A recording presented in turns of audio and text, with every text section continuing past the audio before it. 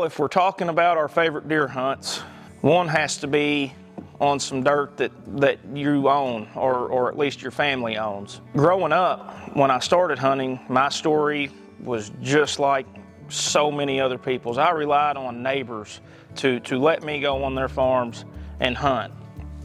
A little history on our family farm is that there was some row crop ground. The rest was pasture. It was used for cattle. And the day come when my dad sold the cattle, and I'm just, I'm talking to him.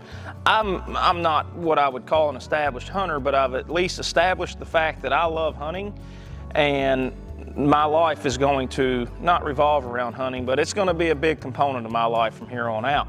So I'm learning more and more every day. I asked my dad, what are you going to do with all that ground back there? And he's like, man, I don't think I'm gonna get any more cattle. I was like, well, could I maybe take and do some stuff with that? And my goal was to make it the best hunting that I could. Keep in mind, being a cattle farm, it was always cut, sprayed, whatever. There was never even tall fescue for a deer to hide in. So I had essentially a blank canvas.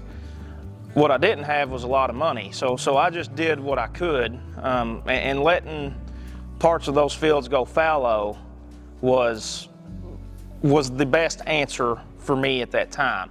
I scraped together what little money I could, and I established 2 food plots. And the next year I added another one, and then now I had some pretty good cover, but I knew there was some problem species in there I needed to get rid of. So now I'm building sprayers, and I'm buying the right chemicals, and I'm learning the chemistry behind all of that and what to spray and when to control all of this. Built a deer blind. At the time, I couldn't afford to go buy a Banks blind and put up. Season rolls around, and just kind of developed this mindset, as long as I don't get burned coming and going into this spot, and I didn't hunt it every day. I tried to wait until the conditions were right, but I'm going to set in this one spot. And eventually, one of these deer that I've kind of got my eye on are going to come by me.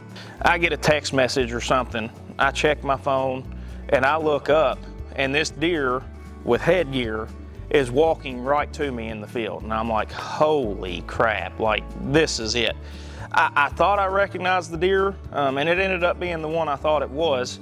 But at the time, I didn't care. You got to keep in mind, I am on the family farm, hopefully about to harvest the best deer that farm has ever produced, as a direct correlation to the work that I've put in on that farm. And he kind of veered right, and he was going to skirt me on my left, so I pulled my gun in, turned my chair, got a window open, held the gun out that side window, and I'll never forget it. I was looking through the scope, and that deer stepped into my crosshairs. And what do? You just squeeze the trigger. Made sure I was holding where I wanted. That deer ran a circle.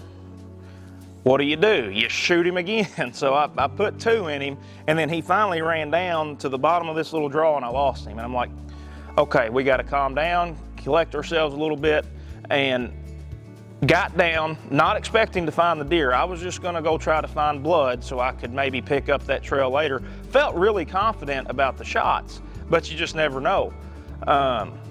I get down to the bottom of that draw where I last saw him, and found out the reason I never saw him again is because he never made it out. There he laid dead, and that was the first deer of any type of caliber that I was able to harvest off of our family farm. So it will always resonate with me. Definitely one of my favorite deer hunts.